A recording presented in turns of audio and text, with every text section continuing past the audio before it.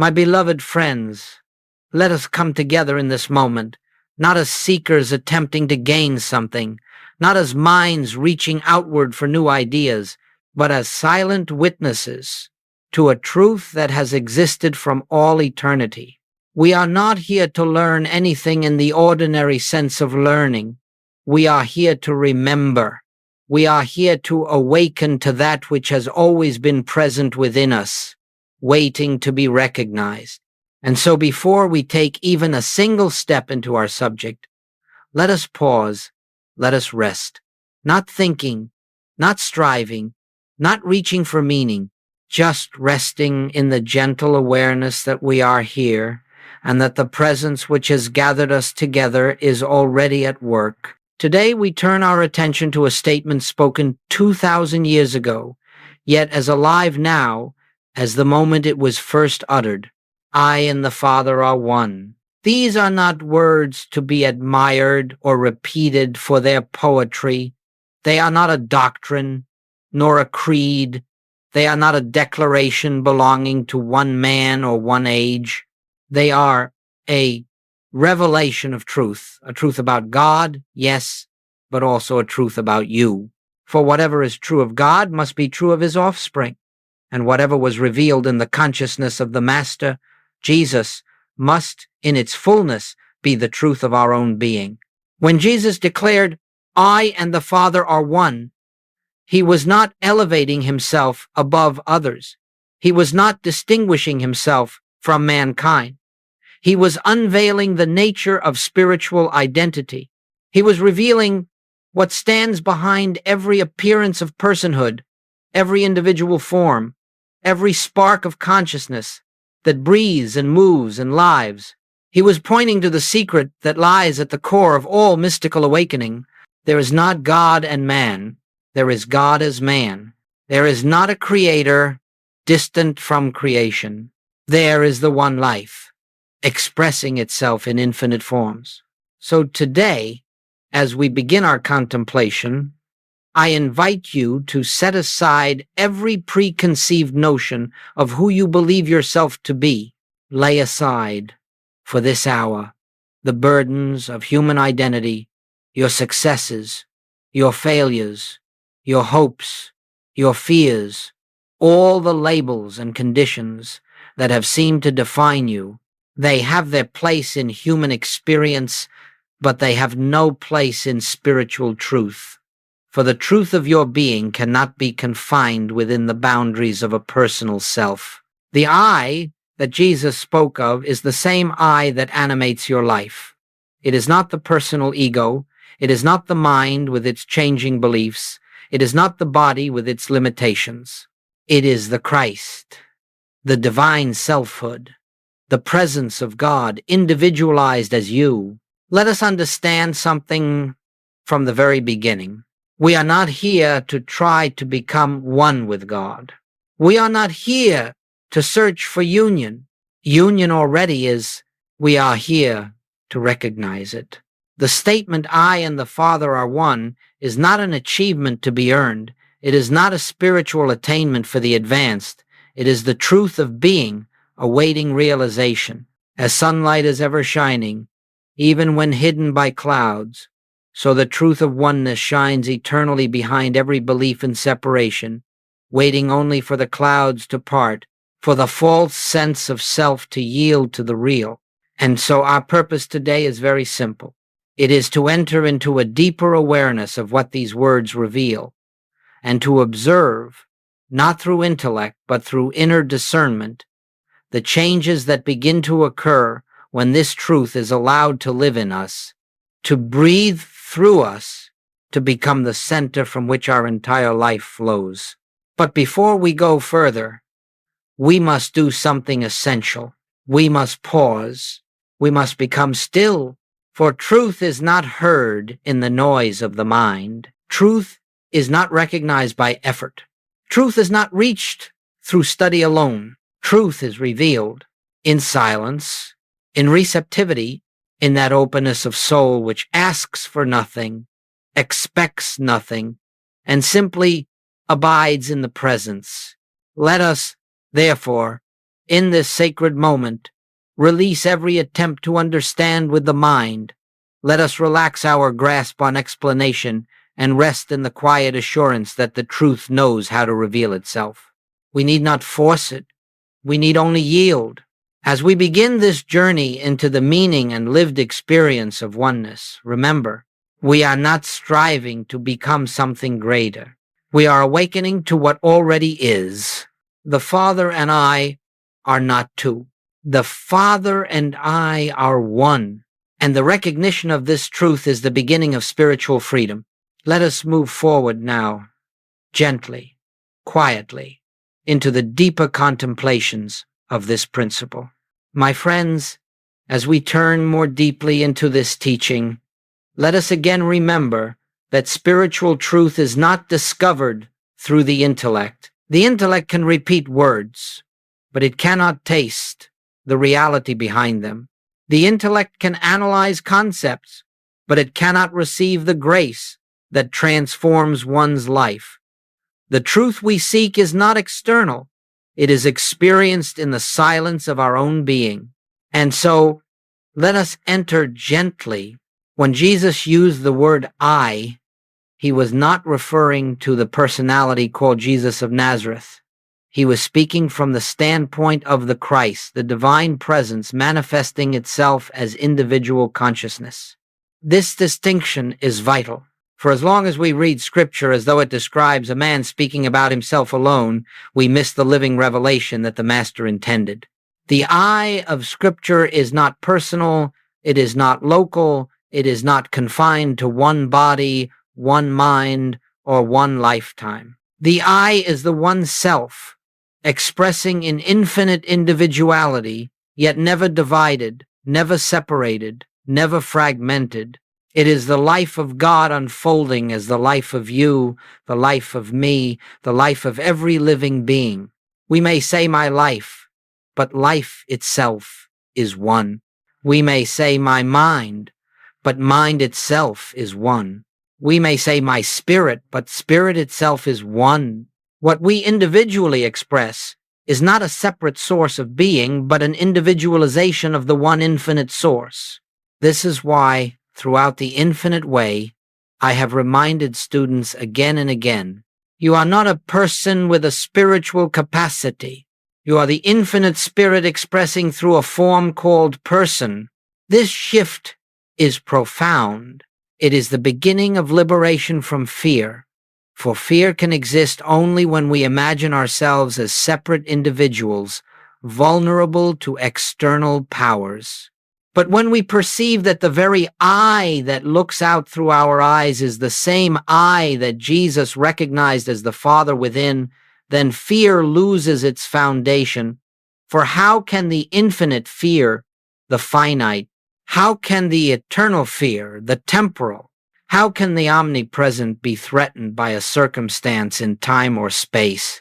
The human I, the ego, the personal sense of self, is always insecure. It clings, it strives, it defends, it judges, it seeks approval, fears rejection, longs for safety. But this I is not the true identity. It is a passing shadow, a mental construct without divine substance. It is born of conditioning, memory, and imagination. It has no life of its own. The true I is the Christ, and the Christ knows no fear, no lack, no separation. The Christ is the quiet assurance within you that whispers, I am here, I am ever present, I am the bread, the light, the way. It is the one universal identity appearing as individual you. Let us pause again, not to think, but to sense, merely to sense. The I that is aware right now, this awareness itself is not personal. It has no age, no boundary, no weight, no location. Awareness simply is, you have never experienced awareness as pleasant or unpleasant. Awareness is neutral, still, infinite. It cannot be harmed. It cannot be improved. It cannot be diminished. That awareness is the I that Jesus spoke of. This awareness is the Father's presence, the life of God, appearing as the life of man. And so, when we speak of I and the Father are one, we are not speaking of two things joined. We are speaking of a single reality, appearing in two words. The Father is the infinite source. The I is that same infinite source individualized as conscious being. In this awareness, there is no personal achievement. There is no pride. There is no elevation of the individual. There is only humility, a quiet and natural humility, because one sees that there is no separate life to boast of and no separate burden to carry. The human mind may resist this truth because it cannot grasp a self that is not personal. It cannot imagine identity without boundaries. But you, your true you, does not need the human mind to validate reality. Reality exists before thought, beneath thought, beyond thought. Now, let us look at the implications of this principle. If the I in you is the same infinite presence that animated the Master, then you lack nothing essential to the spiritual life. You do not need to struggle to become spiritual. You do not need to labor to become worthy. You do not need to improve yourself in order to approach God. You are already the expression of the divine. The work is simply to remove the masks, the layers of belief, the old conditioning that has convinced you that you are a mortal attempting to reach the immortal. You are not mortals reaching for God. You are infinite, life revealing itself in mortal appearance. The recognition of this truth does not inflate the ego. It dissolves it. It removes the burden of living as though everything depends upon personal effort, personal wisdom, personal strength. It releases you from the exhausting task of trying to be good enough for God is already living its own life as you. Rest in that for a moment. Behind your thoughts, behind your feelings, behind the body and its sensations, behind the personality with its history and desires, there is an I, a pure, silent, eternal I that never began and will never end. That I is the Christ of you. This is the nature of the I. This is the self that lives you. And as we continue, we will see how the belief in a separate I, the false sense of self, creates the only barrier to spiritual realization, and how the recognition of the true I dissolves separation as naturally as the sun dissolves mist. My friends, let us continue gently in the same spirit of inner stillness that has carried us thus far. For all spiritual revelation unfolds in quietness. The noise of the world cannot reveal truth, nor can the noise of the mind. Let us rest deeply as we enter this next contemplation. We have spoken of the true I, the divine identity within every individual. But if this I is already whole, already perfect, already one with God, then we must ask, what obscures the experience of this truth? What stands between us and the awareness of our divine nature? The infinite way teaches that there is only one error, and that error is the belief in separation. Every form of discord, every form of disease, every form of fear can be traced to this single false assumption. The assumption that we exist as beings apart from our source. This belief in separation is the root of all spiritual ignorance. It is the foundation upon which the entire structure of human suffering is built. For once we accept the idea that we are separate from the infinite, we must then inevitably live as though we are dependent upon something outside ourselves, dependent on people for love, on conditions for safety, on money for supply, on external agencies for healing. But all such dependence arises only because we have lost sight of the simple truth. The Father and I are one. The moment we imagine ourselves to be something other than that, one, a sense of lack is born. And out of that sense of lack comes striving, worrying, fearing, competing, judging, defending, desiring, grasping. The entire machinery of human effort springs from the single illusion that we are something less than the infinite expressing itself. And so, the great question becomes, how did this sense of separation arise? It did not arise in reality. It arose only in belief. A shadow on the wall has no substance of its own. It is not a thing. It is not an entity. It is merely the appearance created when something blocks the light. In the same way, the belief in separation is not a real condition. It is only a shadow cast upon consciousness when the light of truth is obscured by the false sense of self. Separation is not a condition in God. It is not a condition within you. It is not a condition within anyone. It is a misperception, a dreamlike state in which we imagine ourselves to be what we are not. Let us pause again, not to think, but to rest in the awareness that separation has never existed. It has existed only as a belief, never as truth. Once we see this, once we glimpse, even faintly, that separation is unreal, something begins to shift within us. We find that many of the fears that governed us begin to lose their authority. We see that we are not separate lives struggling to connect with God. We are God's own life expressing as individual being. We see that we are not isolated minds seeking truth. We are truth itself coming into awareness. We see that we are not disconnected branches straining to reach the vine. We are the very vine life appearing as branches. This realization does not come all at once.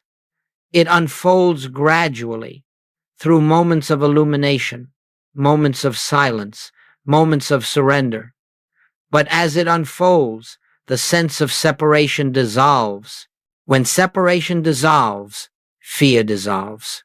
For what is there to fear if the presence that formed the universe is the same presence that lives as your very consciousness? What is there to fear if the intelligence that governs galaxies is the intelligence that governs your unfolding? What is there to fear if the love that sustains all creation is the love that breathes you every moment? When separation dissolves, lack dissolves. For how can there be lack in the presence of the infinite source? How can there be emptiness where the fullness of God stands revealed as your identity? When separation dissolves, conflict dissolves. For conflict exists only between two imagined selves, yours and another's.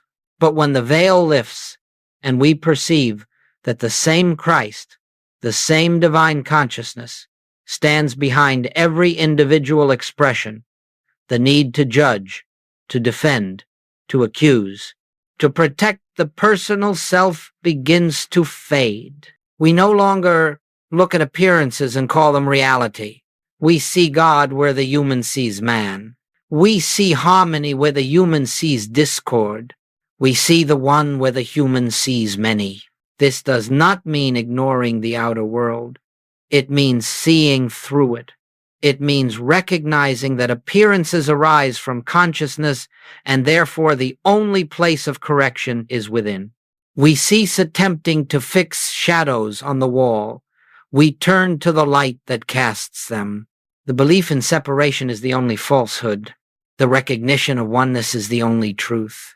And the moment that recognition dawns, even if only for a breath, the soul finds rest. Let us pause again, and in this pause, let the truth permeate our being. There is no separation, none. I am not separate from God. I am not separate from divine supply. I am not separate from love.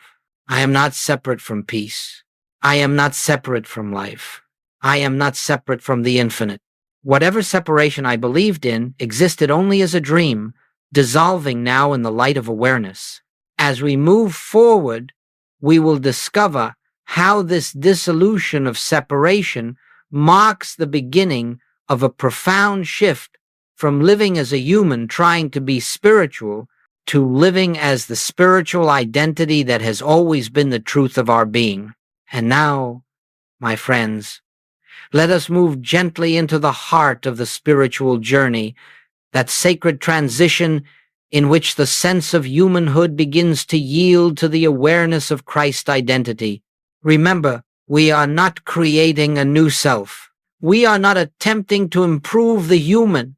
We are awakening to the self that has been present from the beginning. In spiritual life, nothing is added and nothing is taken away. There is only revelation. The layers that hid the truth begin to fall away, and what is revealed is not a better human being, but the divine nature that always stood behind the human appearance. This shift is subtle. It is not accompanied by noise or display. It does not announce itself with fireworks or visions. It comes quietly, the way dawn comes to the earth. One moment, everything appears the same, and yet something has changed. A light has touched the horizon of consciousness.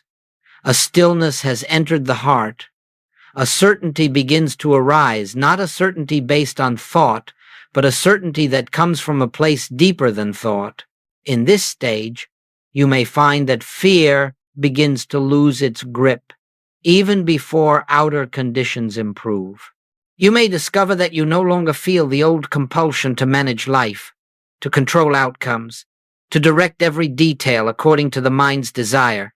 Something within you begins to trust, without knowing why. Something within you begins to relax, even while circumstances remain the same. This is the first sign that the sense of humanhood is loosening.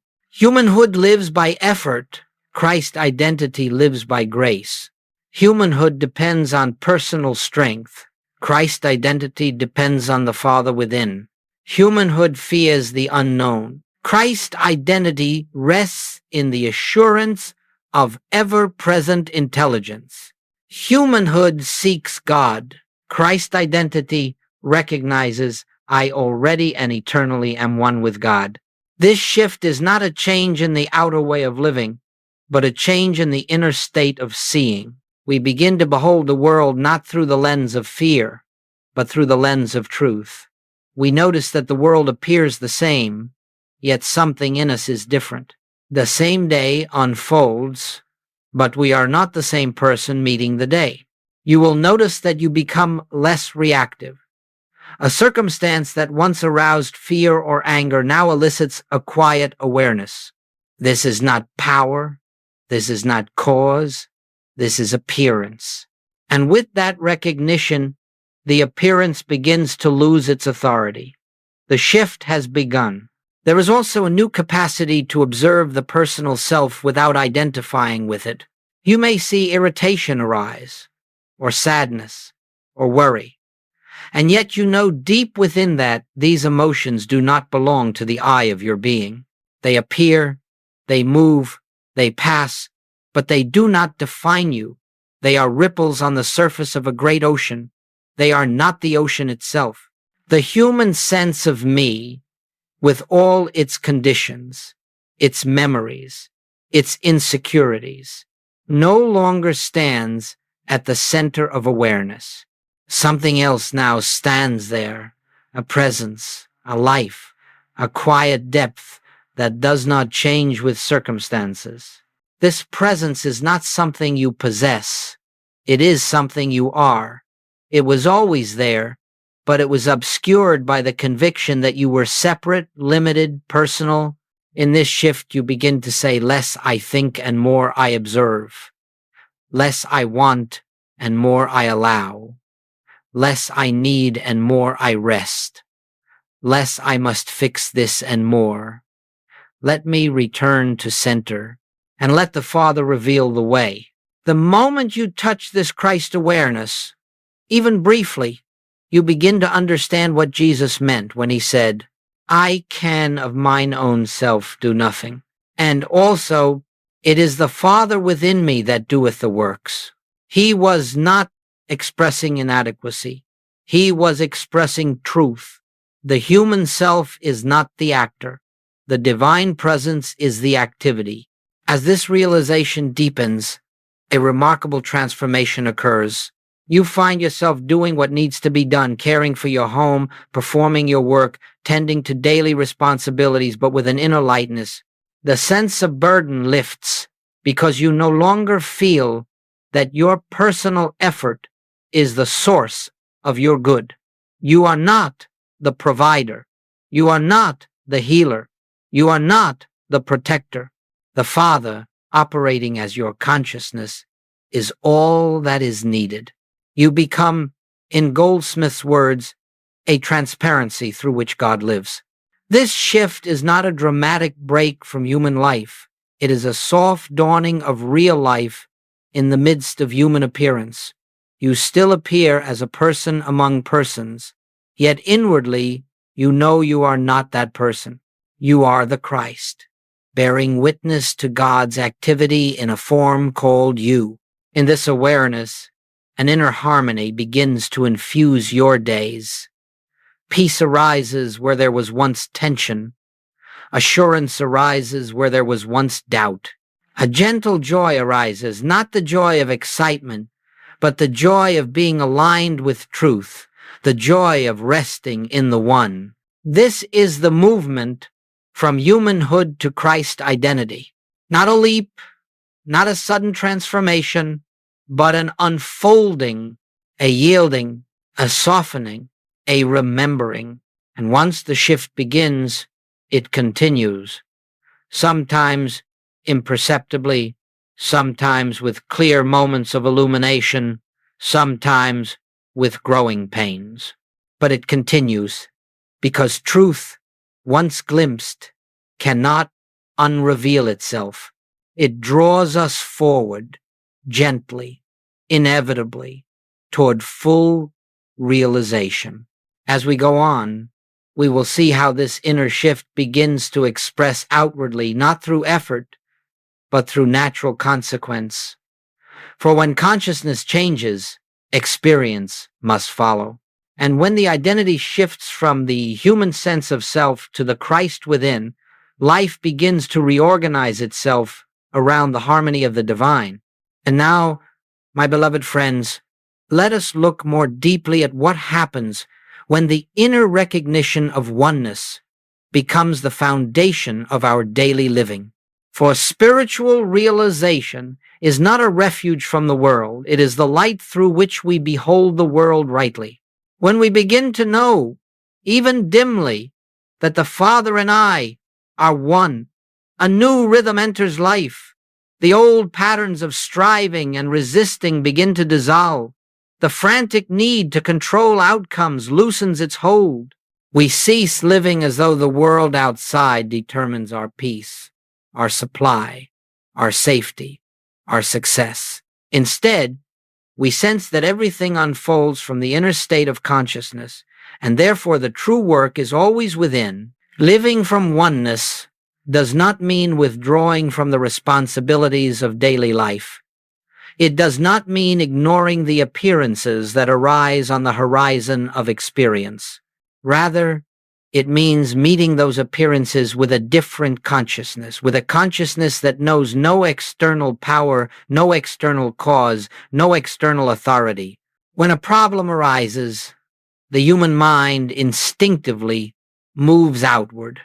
It looks for solutions, for remedies, for ways to fix what seems wrong. But when we live from the awareness of oneness, the first impulse is different. The outer appearance no longer commands our full attention. We turn inward. We become still. We recognize that the appearance has no power of its own, no substance except the meaning we give it. In that inward stillness, we remember there is only one presence, one power, one activity, and that one is the source and substance of all. that appears as my life. From this recognition, harmony begins to assert itself without our struggling to impose it. Where there is financial pressure, we no longer say, "How shall I get more supply?" Instead, we turn inward and rest in the truth that supply is not external. Supply is the flow of divine grace through consciousness. It is the activity of God as individual being. It is not stored in a bank account. It is stored in the infinite. And when consciousness recognizes its oneness with that infinite source, the outer form of supply arranges itself according to the inner realization. Where there is discord in relationships, we no longer attempt to reshape people or persuade them to behave differently. We do not seek to change the outer. We turn inward and behold the Christ of them, the same Christ that lives as our own identity. In that vision, something softens. We see not two separate selves, but one divine life appearing in two forms. And because our consciousness has changed, the relationship begins to reflect that change, often without words, without explanations, without effort. Where there is illness, we no longer fight the condition as though it had power of its own. Instead, we recognize that the body is an instrument for the expression of consciousness.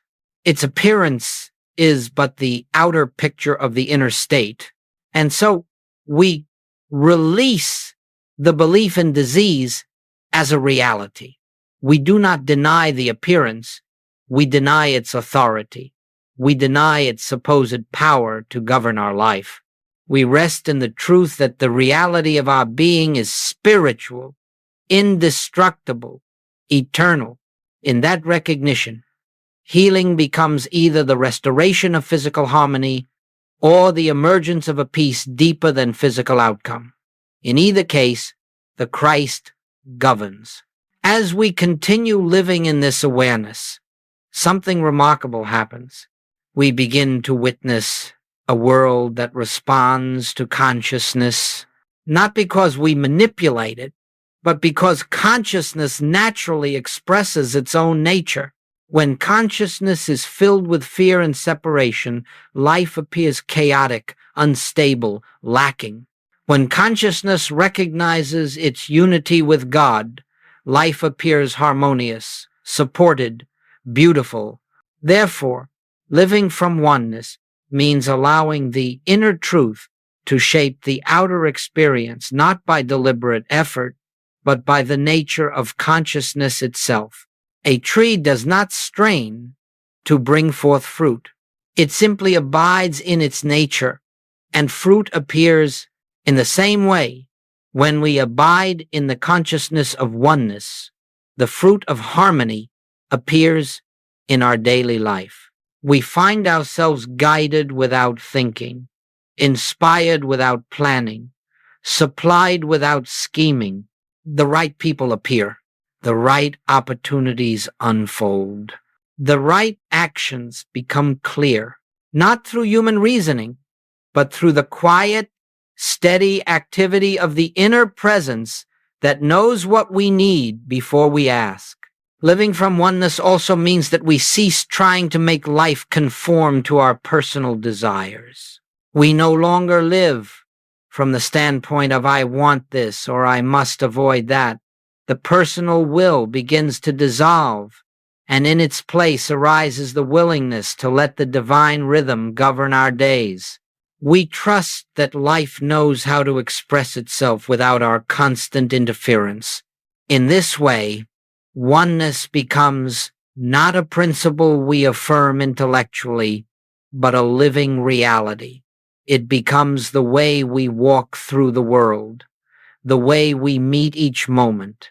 We respond not from habit, not from fear, not from the memory of past wounds, but from the quiet certainty that the presence within us is the same presence guiding all creation.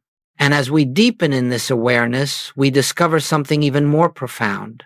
We are no longer living life. Life is living us. We become instruments through which the infinite expresses its harmony. We become clear windows through which the light of God shines. We become, as Scripture says, living branches of the vine, bearing fruit not through effort but through presence. This is the meaning of living from oneness. This is the first taste of freedom. This is the beginning of the life that Jesus described when he said, "My peace I give unto you, not as the world giveth." My friends, let us hold this awareness gently as we move toward the next stage of our contemplation. My friends, having contemplated the truth of our oneness with God, and having seen how this inner realization begins to govern the outer life, we now come to a most important part of spiritual practice: the maintenance of awareness. Spiritual truth, once glimpsed, must be tended like a flame, not by effort, but by remembrance, not by strain, but by inner turning, not by willpower, but by surrender. No one on this path is asked to maintain a perfect consciousness. We are asked only to return again and again to the inner center where God is recognized as the One. This is what Goldsmith called the practice of knowing. Knowing is not thinking. Knowing is not reciting affirmations. Knowing is not repeating phrases in the hope they will become real. Knowing is a quiet inward awareness that the truth is already established in consciousness, and our task is simply to remain receptive to it.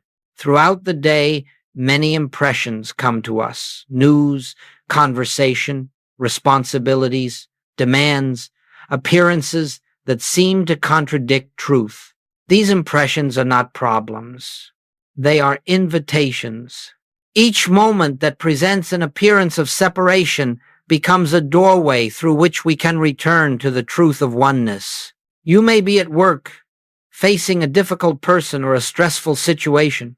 In that moment, you pause inwardly sometimes for only a breath, and you remember there is only one presence here. There is only one mind functioning. There is only one life expressing itself. This remembrance is not said to change the outer situation. It is said to restore your consciousness to alignment. And when consciousness is aligned, the situation changes of its own accord, sometimes visibly, sometimes invisibly, sometimes in ways the mind cannot predict. The practice of knowing is simply this: whenever the appearance distracts you, return to the truth. If fear arises, return. If irritation arises, return. If confusion arises, return. If a sense of hurry or pressure arises, return. Return not to a thought, but to the silent awareness of the divine presence. It is not necessary to spend long periods of meditation in order to live from this awareness. Long meditations are helpful, but the spiritual life unfolds in the small pauses, the brief moments of recognition woven throughout the day. A minute of stillness before beginning your work, a pause in the middle of a conversation, a quiet breath before answering a difficult message, a moment of turning inward as you walk, or rest, or wait. These brief pauses are like the continual clearing of dust from a mirror. Without them, the mirror becomes obscured. With them, the light shines unobstructed. In these moments, you need not use many words. Often, it is best to use none. The silence itself is the teacher. Yet sometimes a simple inner reminder helps steady the mind. A phrase such as, "God is, I am, and the two are one," or "Only the presence is power," or "The Father within me doeth the works." But remember, these words are not magic formulas. They are not affirmations designed to force truth upon the mind. They are gentle signals to consciousness, turning attention away from the world of appearances and toward the reality of spirit. As you continue this practice, you will notice something. Your need to fix life diminishes. Your need to understand every situation diminishes. Your need to defend yourself diminishes. Your need to get something from the world diminishes. Why? Because you begin to see that the world is not the source of your peace, nor the cause of your discord. All experience flows from consciousness, and therefore your work is never in the outer realm, it is always within. This practice of turning inward, of remembering truth, begins to create a state of inner stability. You may still encounter challenges, but you no longer feel tossed by them. You no longer feel controlled by external change. A deeper anchor has been planted within your being. Gradually, you discover that this inner recognition begins to flow without your conscious effort. You find yourself pausing naturally. You find yourself remembering without trying. You find yourself resting in truth even before the mind has a chance to react. At first, the practice feels deliberate. Later, it becomes spontaneous. Eventually, it becomes the natural state of consciousness. This is the fruit of grace unfolding through you. There may be days when you forget. There may be moments when appearances seem overwhelming. This does not mean you have failed. It means only that another opportunity has appeared to turn inward again. Spiritual realization does not unfold because we are perfect. It unfolds because truth is perfect. And truth calls us back to itself again and again, gently, lovingly, with infinite patience. Therefore, let your practice be light. Let it be gentle. Let it be natural. Let it be a quiet returning, not a forced discipline. Let it rise from the heart's desire to rest in what is real. And as you practice in this way, you will begin to see how the divine presence, once recognized inwardly, flows into every corner of daily life, governing, guiding, harmonizing, revealing the peace that passes understanding. This is the practice of knowing, a continual returning to the inner truth that God is the very life of your being. It is the silent acknowledgement that wherever you go, whatever arises, the presence within you is your sufficiency in all things. And now, my friends, having practiced the gentle art of inward remembrance, let us turn our attention to the fruits that naturally arise from living in the consciousness of oneness. We do not cultivate these fruits through effort, nor do we strive to achieve them. They come of their own accord, the way blossoms appear on the branch when the tree abides in its rootedness. The branch does nothing. The blossom comes because the life of the tree is flowing freely. In the same way, as the life of the Christ begins to flow unobstructed through your consciousness, certain qualities begin to appear, not as goals to be reached, but as the natural consequence of God recognized as the essence of your being. The first fruit is peace, not the peace that comes from favorable circumstances, nor the peace that disappears when life becomes uncertain, but a peace that has no opposite because it does not originate from the world. It arises from the quiet knowing that all power is in God and that God is the very life expressing as your individual being. This peace is not passive. It is not numbness. It is not withdrawal from life.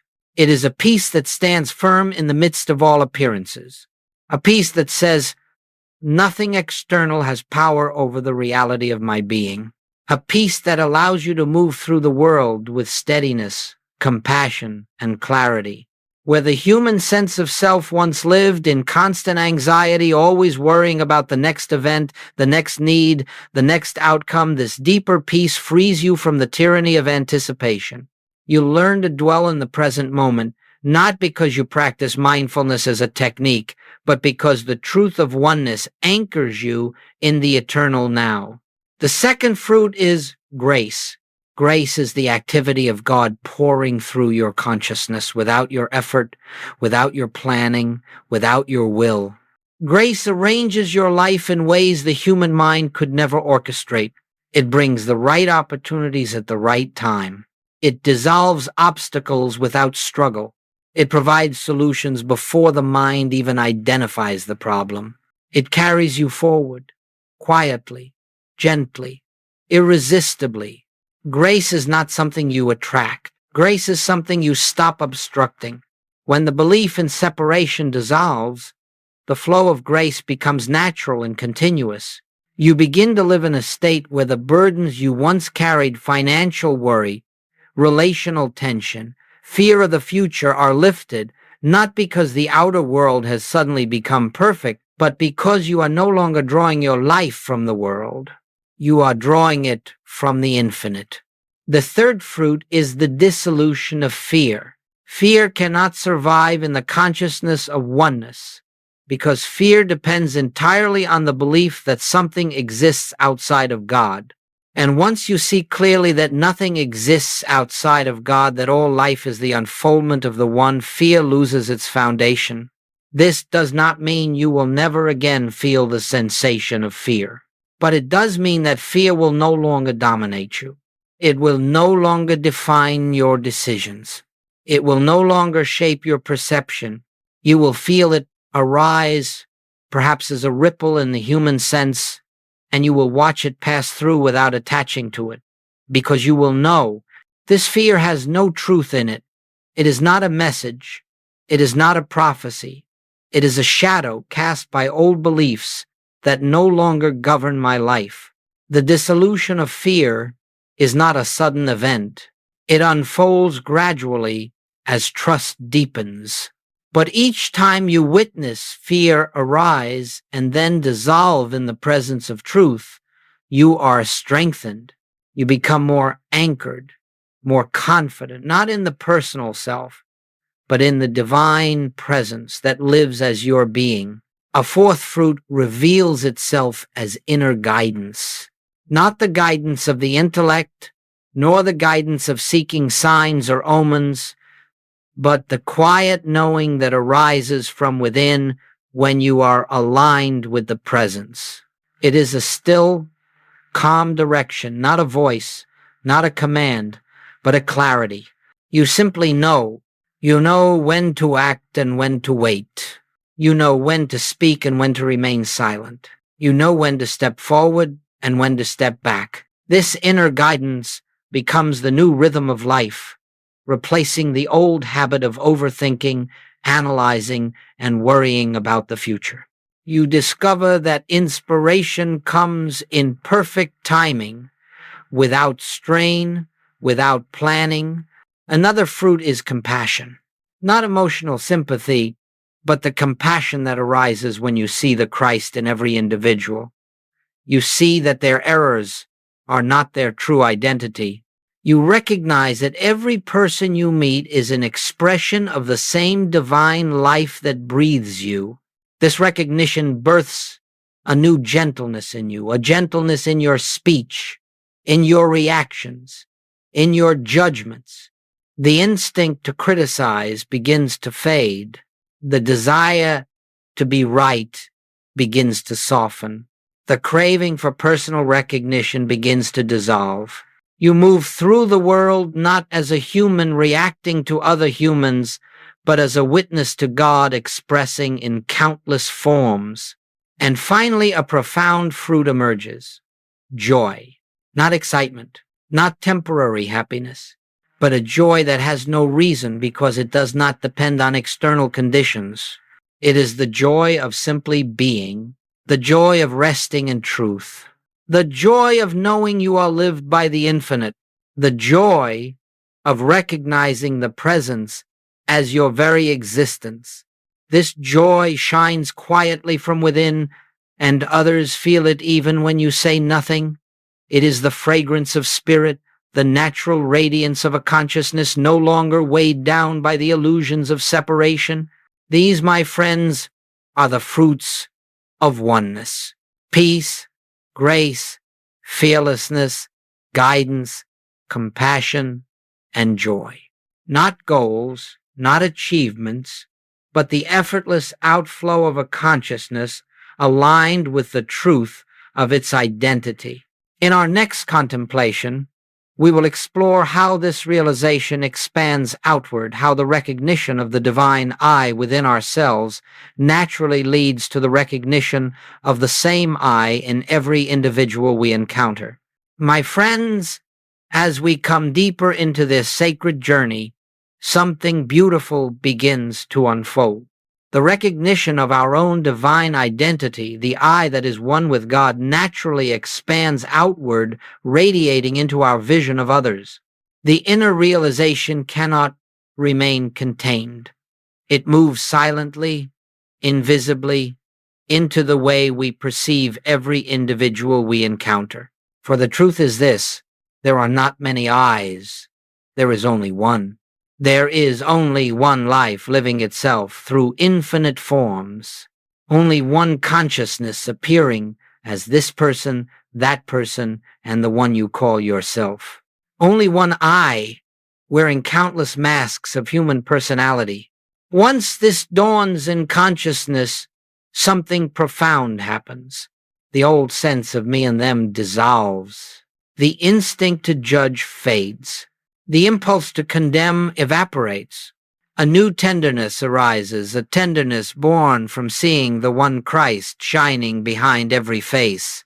At first, you may experience this recognition only in moments when you look at another and suddenly see, if only for a breath, that the same divine presence living in you is the same presence living as them.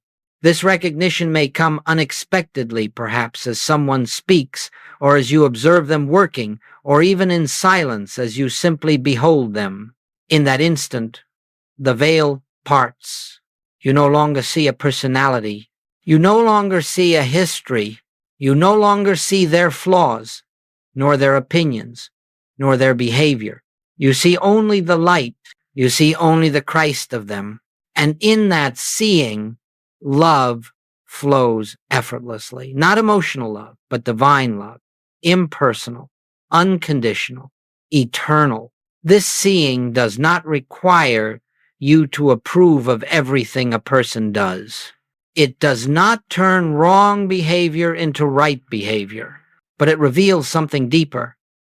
That behind the behavior, behind the mask, behind the story, there lives an identity untouched by time, unscarred by experience, forever whole. And when you see that identity, even for a moment, something inside you softens. The conflict you once held dissolves. The hurt loosens its grip. The sense of separation fades like a dream upon waking. This recognition is the foundation of spiritual healing. For you cannot heal another by attempting to change their outer condition. You heal only by seeing the truth of them, the self that never needed healing, the self that is eternally perfect. Goldsmith taught that spiritual healing is not the correction of a human problem. It is the unveiling of reality, and that reality is always the Christ identity in every individual. As this awareness deepens, you may find that your reactions to people begin to change. Those who once irritated you no longer hold the same charge. Those who once threatened you no longer seem dangerous. Those who once seemed distant now feel intimately connected, though no words are exchanged. Why? Because you are no longer relating from personality to personality. You are relating from spirit to spirit. The universal I is meeting itself through the form of another. You begin to see that every person who crosses your path is an opportunity not to judge, not to compare, not to defend, but to behold the Christ where the world sees only man. And so, when someone behaves harshly, you may pause inwardly and say, Father, forgive them not because they are guilty, but because they know not the self that lives as them. Let me see the Christ where the world sees a person. When someone is suffering, you may turn inward and behold the truth. That which God is, they are. Their true identity is untouched by this appearance.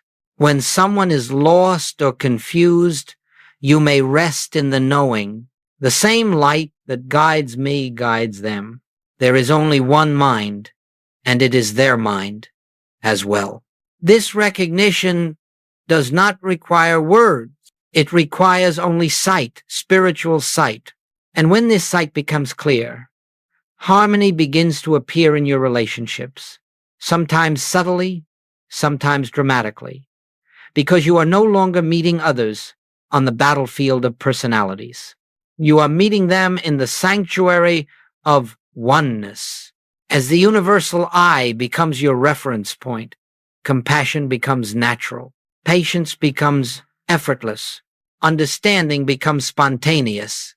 You realize that people behave from their level of awareness, and when their awareness is clouded, they suffer, and that suffering expresses itself outwardly. When their awareness is clear, their lives reflect that clarity. Therefore, you no longer take their actions personally. You no longer interpret their behavior as an attack against your human self. You see through the appearance and rest in the truth, and something beautiful happens. You begin to see your own past enemies differently. Their image softens. Their story changes. You no longer hold them in the prison of memory. You release them, not by effort, but because you have awakened from the very illusion that formed the conflict in the first place, separation. This recognition expands outward to include not only individuals, but the world. You begin to feel a sense of unity with all life, animals, nature, humanity, creation. You see that the same life living itself animates the birds of the air, the trees of the forest, the ocean's rhythm, the stars in their silent courses. You realize that the universal I is the pulse of the cosmos itself. And in that realization, your heart opens in a way that cannot be explained, only felt. This is the fruit of seeing the one and all, a life lived in harmony, a heart freed from judgment, a mind released from fear, a soul awakened to the truth that there is only God, and God is expressing as all that is. In our final section, we will gather everything we have contemplated and return once more to the inner center, the fountain from which all truth flows. And now, my beloved friends, we come to the close of this journey, not an ending, but a gentle return, a return to the inner fountain from which all truth, all peace, all revelation flows. For what we have contemplated together is not a system, not a doctrine, not a philosophy to be memorized. It is the movement of spirit within your own being. It is the recognition of what has always been true, but perhaps forgotten, obscured, or overlooked in the noise of the world. Let us rest for a moment. Let us allow the breath to settle, the mind to soften, the heart to open. We are not reaching for something. We are allowing something, allowing truth to rise from within. Everything we have spoken, oneness, the true I, the dissolution of separation, the flow of grace, the universal Christ, and all these are not ideas to be held in the intellect. They are living realities waiting to be felt in the quiet chambers of consciousness. And so, as we conclude this teaching, I invite you to turn inward again to that sacred center where God is living its own life as you feel for that presence, not as a sensation, not as an emotion, but as a quiet certainty, a gentle knowing, a subtle awareness that you are not separate from the infinite. If you listen now, you may notice that the presence has been here all along, waiting patiently behind your thoughts, behind your concerns, behind the movement of daily life. It waits for no achievement, no worthiness, no attainment. It simply waits for recognition. This presence is your true home. It is the source of your peace. It is the wellspring of your supply. It is the healer of your wounds. It is the light of your path. It is your identity. The world may offer storms, but the presence offers calm. The world may offer uncertainty, but the presence offers assurance. The world may show you division, but the presence reveals oneness. And so the spiritual journey is not an ascent to some far-off realm. It is a continual returning to the inner fountain, returning to the truth of being, returning to the silence from which all revelation flows. Each day you will forget. Each day you will remember again. This is natural. This is the rhythm of awakening. Do not judge yourself when you forget. Do not congratulate yourself when you remember. Allow the process to unfold gently. The Christ within you beckons you home, moment by moment, not with urgency, but with infinite tenderness, not with demand, but with quiet invitation. And as you respond to that invitation, even imperfectly, even hesitantly, you will find that life begins to take on a new quality, not because you have improved yourself, but because the self, your real self, has begun to shine through. This self is not born. It does not die. It is not threatened by the world. It is not diminished by conditions.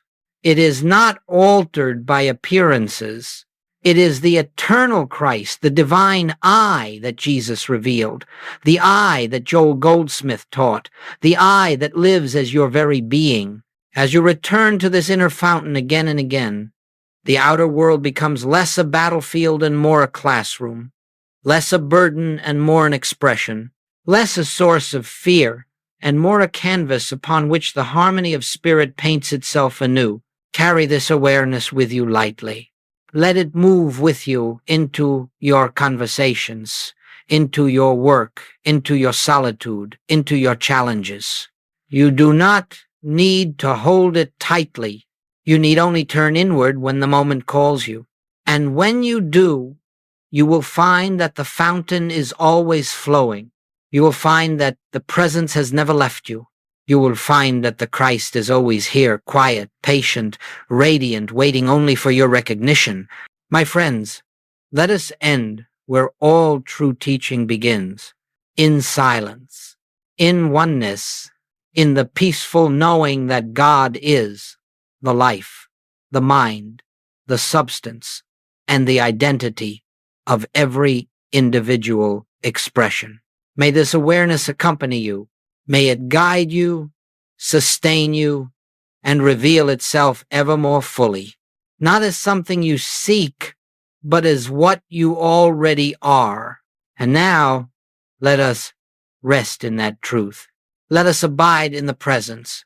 Let us return to the inner fountain and drink deeply of the peace that is God.